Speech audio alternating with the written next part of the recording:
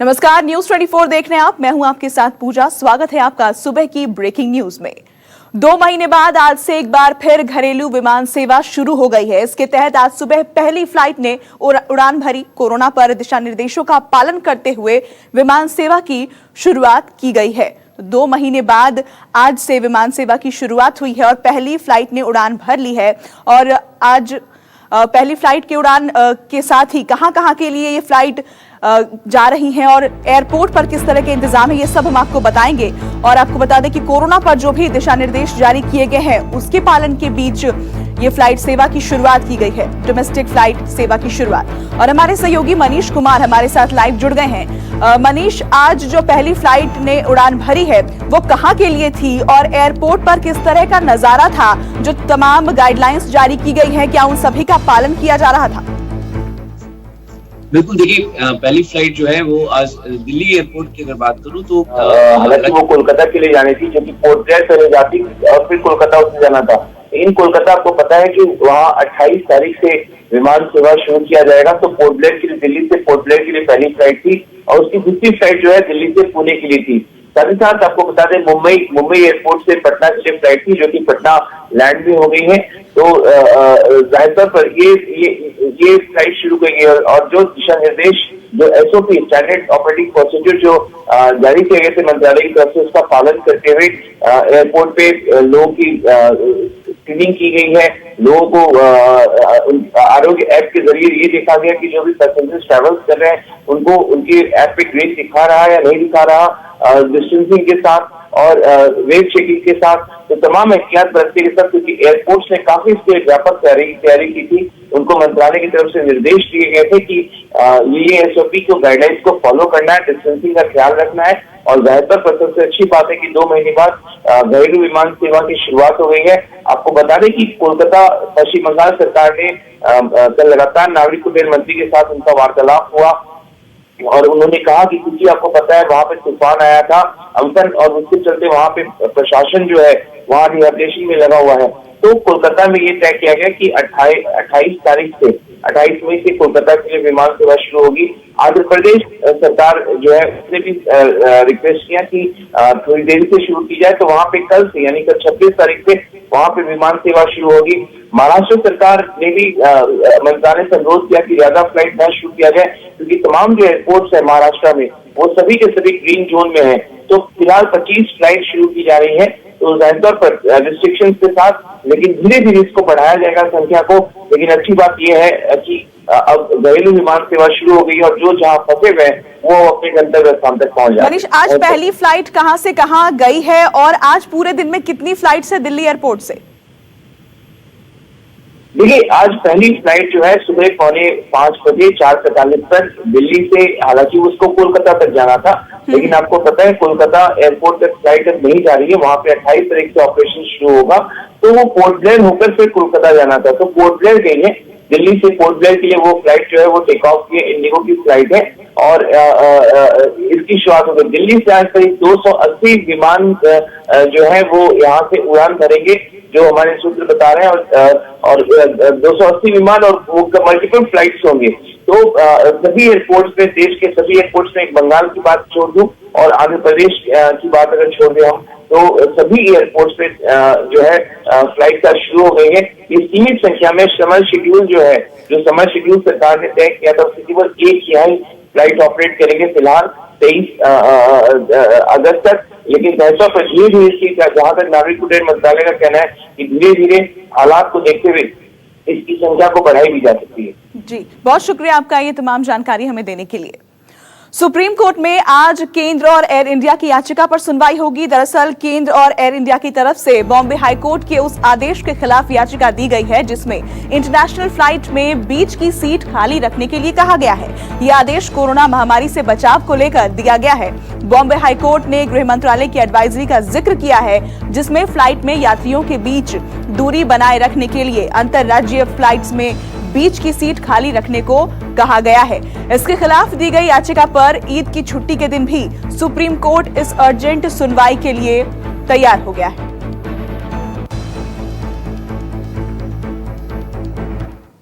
मजदूरों की वापसी के लिए श्रमिक स्पेशल ट्रेनें चलाने के मुद्दे पर महाराष्ट्र सरकार और रेल मंत्रालय के बीच वार पलटवार का दौर जारी है। महाराष्ट्र सरकार के ट्रेन उपलब्ध नहीं कराने के आरोप पर रेल मंत्री पीयूष गोयल ने 125 ट्रेन उपलब्ध कराने की बात कहते हुए श्रमिकों की लिस्ट देने के लिए 1 घंटे का वक्त दिया था।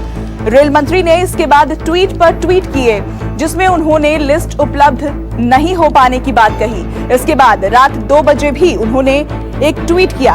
ये ट्वीट भी हम आपको दिखाते हैं कि उसमें उन्होंने क्या लिखा है। रेल मंत्री की तरफ से जो ट्वीट किया गया है, महाराष्ट्र की 125 ट्रेनों की लिस्ट कहां है? सुबह 2 बजे तक सिर्फ 46 ट्रेनों की लिस्ट प्राप्त हुई, जिनमें से 5 पश्चिम बंगाल और ओडिशा की है जो चक्रवात अम्फान के कारण नहीं चल सकती हैं।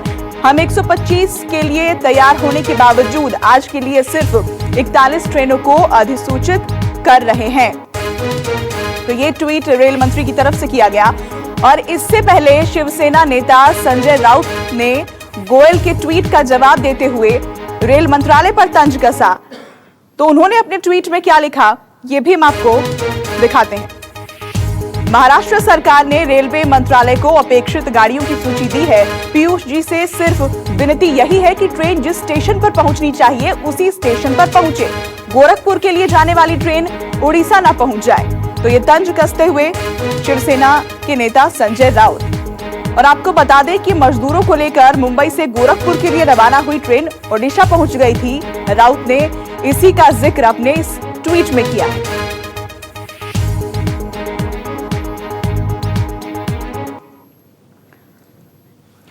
और दिल्ली से हमारे सहयोगी कुंदन सिंह और मुंबई से हमारे साथ हमारे सहयोगी विनोद जगदाले जुड़ गए हैं। सबसे पहले कुंदन, ये पूरा मामला क्या है, क्यों ये सियासत हो रही है और लगातार ट्वीट पर ट्वीट कर जो ये वार चल रहा है, क्या अंत निकलेगा इसका?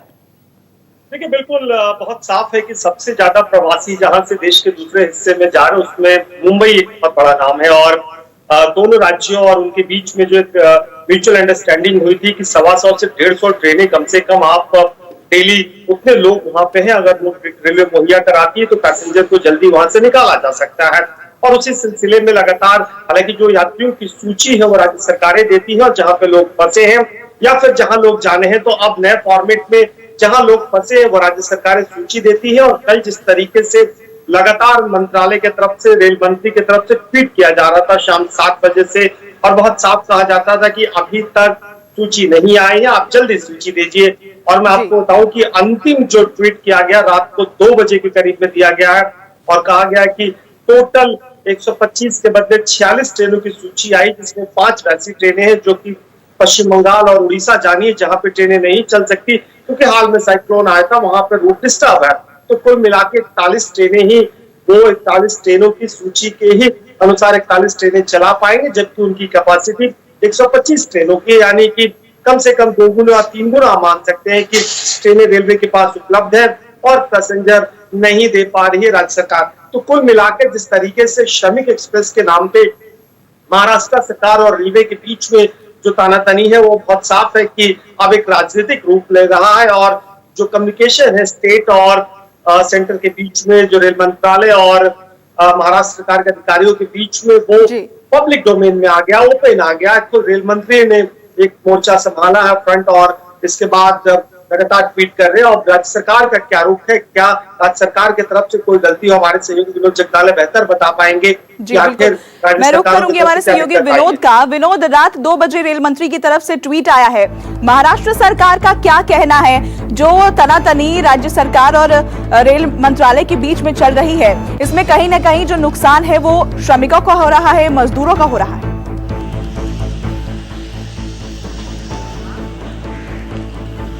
देखिए, शुरुआत तो काफी दिनों पहले ही हो चुकी थी। जब लॉकडाउन 1 की शुरुआत हुई थी तब पीएम के साथ महाराष्ट्र के मुख्यमंत्री उद्धव ठाकरे का वीडियो कॉन्फ्रेंसिंग हुई थी और उसी वीडियो कॉन्फ्रेंसिंग में उद्धव ठाकरे ने सबसे पहले मांग की थी कि श्रमिकों के लिए स्पेशल ट्रेन का अरेंजमेंट किया जाना चाहिए, उस ट्रेन की शुरुआत होनी चाहिए। लेकिन लॉकडाउन 3 में उनकी ये मांग पूरी हुई। कल दोपहर 1:30 बजे महाराष्ट्र के मुख्यमंत्री उद्धव ठाकरे ने जनता को संबोधन किया। उस संबोधन में उन्होंने यहाँ पर बताया है कि 80 ट्रेन हमारी रोज की मांग होती है 80 ट्रेन, लेकिन रेल मंत्रालय से हमें 40 ही ट्रेन मुहैया होती है, जिसके चलते प्रवासी मजदूर यहाँ से अपने राज्य में नहीं जा रहे हैं। लेकिन उन्होंने ये बताया कि यहाँ की स्टेट ट्रांसपोर्ट की जो बसें हैं उसकी अब तक 33,000 आवागमन हो चुका है उस बसों का, तो उससे लाखों मजदूर वहां पर जा चुके हैं। उद्धव ठाकरे के इस बयान के बाद कहीं ना कहीं रेल मंत्रालय जागरूक हुआ। रेल मंत्री ने जो खास करके मुंबई से आते हैं पीयूष गोयल, फिर उन्होंने ट्वीट करना शुरू किया और उन्होंने कहा कि हम तो 125 ट्रेन देने को तैयार है।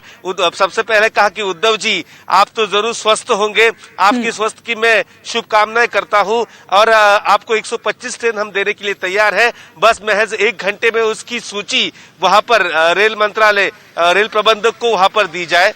उसके बाद फिर से ट्वीट किया जाता है कि 1.5 घंटा हो चुका है, अब तक लिस्ट नहीं वहां पर पहुंची है। दूसरे ट्वीट के बाद तीसरा भी वहां पर ट्वीट होता है। उसके बाद फिर कहीं ना कहीं महाराष्ट्र विकास आघाड़ी के बचाव के काम में जुटे संजय राउत इसमें कूद पड़ते हैं और संजय राउत इसमें जवाब देते हैं कि हमने ट्रेन की सूची वहां पर दी है, लेकिन उस सूची में हमने ट्रेन की सूची दी है, लेकिन जो ट्रेन चलाई जाएगी वो ट्रेन गोरखपुर में जाने वाली उड़ीसा ना जा पाए। 3 दिन पहले ही यहाँ से वसई से एक ट्रेन मुंबई से निकली थी, वसई के लोग उसमें थे और वो ट्रेन जानी थी गोरखपुर, लेकिन वो ट्रेन पहुंची उड़ीसा। कहीं ना कहीं राज्य और केंद्र के झगड़े में नुकसान जरूर मजदूरों का हो रहा है और यहाँ पर रेल मंत्रालय भी चुप नहीं बैठना चाहता है, रेल मंत्री चुप नहीं बैठना चाहते, क्योंकि कहीं ना कहीं महाराष्ट्र में जो सरकार है वो भाजपा शिवसेना के गठबंधन की नहीं है, महाराष्ट्र विकास आघाड़ी की सरकार है। तो अब यहाँ पर ये इन दोनों के बीच तनातनी साफ तौर पे वहां पर देखी जा रही है। जी, तो तंज भी कस दिया गया है, लेकिन जो 41 ट्रेनें आज के लिए अधिसूचित की गई हैं, उनका उस पर क्या टेक है सरकार का? वो ट्रेनें कहां जाने वाली?